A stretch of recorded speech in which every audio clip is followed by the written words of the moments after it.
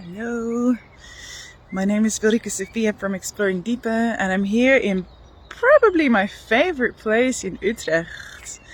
And I want to talk to you about Tantra and the parts that I really don't like about it, and why I think queering up Tantra is for everyone, not just queer folks.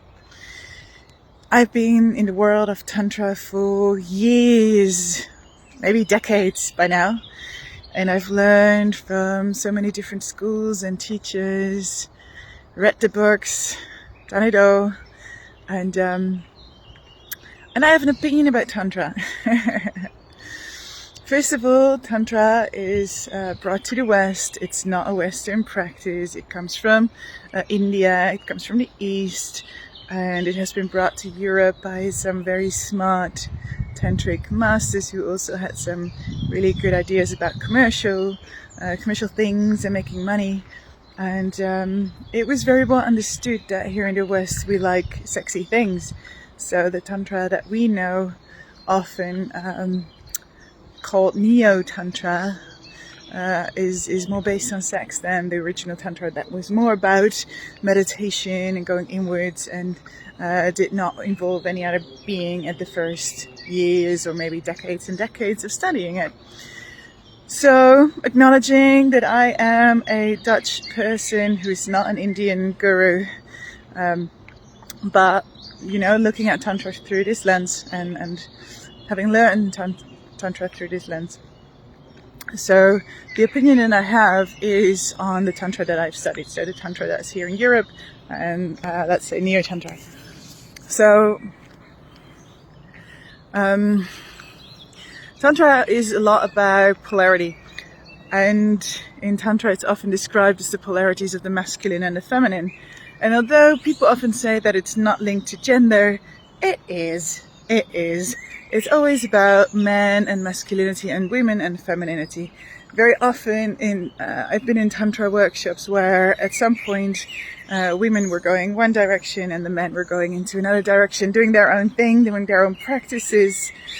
For the women, I was usually there. There was often a practice of softness and dancing and flowing and eating chocolate and drinking tea and soft blankets and cushions.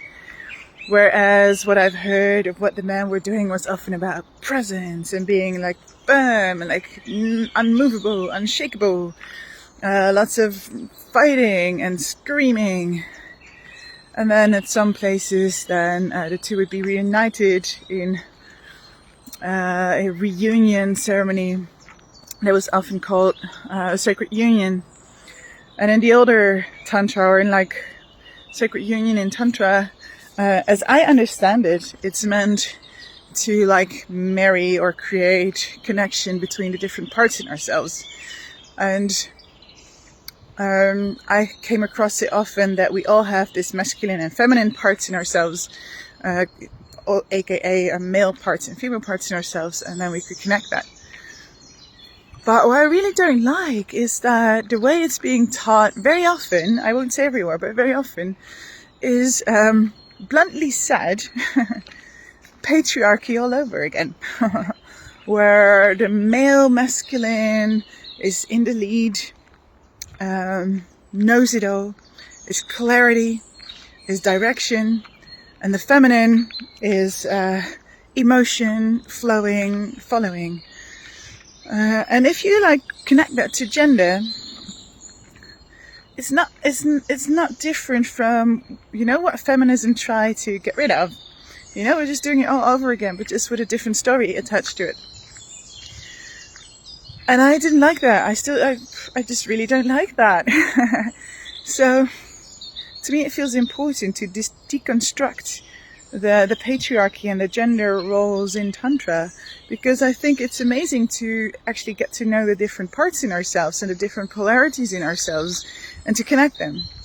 But there's no need to connect that to gender and to have the women talking and dancing and then wearing red dresses, and the men screaming and fighting and then wearing white trousers, and then bringing that together. By the way, did you know that the colors come from red is menstrual blood and white is semen? And it's a very old Tantra, or some very specific Tantra traditions, they would like actually mix those fluids and drink them for practice, which I do not want to judge, because it's a very old practice that felt important to some people, to certain people. Anyway, what I do when I teach Tantra, I call it eclectic neo-Tantra, because I'm this white queer person who learned Tantra in many different places. I mix that all together and I bring that in a way that I think is a good idea. I stopped doing the gender-based things in all of my workshops for years already. So when I bring Tantra, it will never be about men going to the left and women going to the right. For one, because there's a whole lot, I think it's 10% of the people who are like intersex, so they are a bit of both, physically and genetically. And there's also a lot of non-binary people, I'm one of them, who do not identify with the old ways, or like the boxes that we create, that we call, this is a woman and this is what a woman should behave like, and this is a man, this is what a man should behave like. Like I'm a bit, I don't like those boxes, so I'm not in one of them. And there's a lot of people who are not identifying as male or female. So then what? Can you not do Tantra? Well, I can tell you can do that. Absolutely. No problem. So I want everyone to feel welcome in my eclectic neo-Tantra classes, and not just the ones that feel comfortable with being put in the box of man or woman, male or female. So that's one thing. Then there's so much to learn in both parts of the polarity and everything in between, and everything that's not in the polarity. So I do not want to exclude that. I want to include that too in the eclectic neo-Tantra that I bring. So I don't see the need to sort people by gender. If I want to do something, if I want to do an exercise that consists leading and following, that consists of one pole being like presence, awareness, clarity, direction, and one pole being like fluid, moving density, then that's what I can guide people into. I can say people who feel like their mood today is like guidance, go to the left. People who feel like their mood today is like following, or not their mood, but the thing they want to research that they're actually curious about today is about following. Then you go to the right and then find someone on the other side, and you have a perfect pair to do an exercise with. Right? So, yeah. So it doesn't make sense to me to divide in genders. Also, there is, the physical, sexual, tantric parts where I've learned that if you want to wake up a male body, you start at the genitals and then you wake up the energy like, and then spread it all over the body. And if you have a female body, you start as far away from the genitals as possible, and then you bring focus towards the genitals until they're basically begging for it, and then you touch the genitals. Maybe that works biologically. But I can also imagine that a male body might work the other way around. And the same, there's all these, can you see them? Caterpillars hanging in the air. There you go, there's a whole bunch of them. Let's see if I can go around him. Yep, there we go. Ooh, so many of them.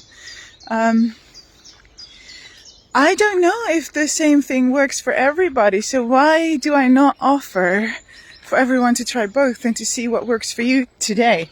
Because maybe tomorrow you work in a different way. What I want in Tantra, and I'm starting to call it like queer Tantra, is to just let go of the gender rules, because it's limiting your experience so much.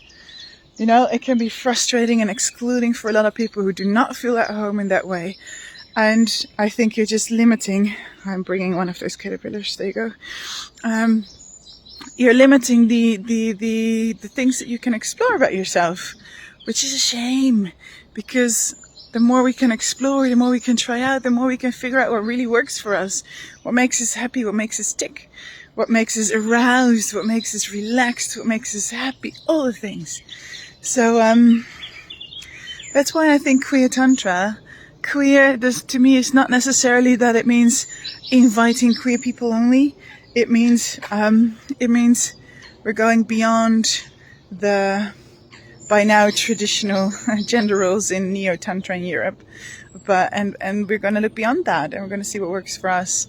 and do some more research. So having said all that, some stuff is coming up.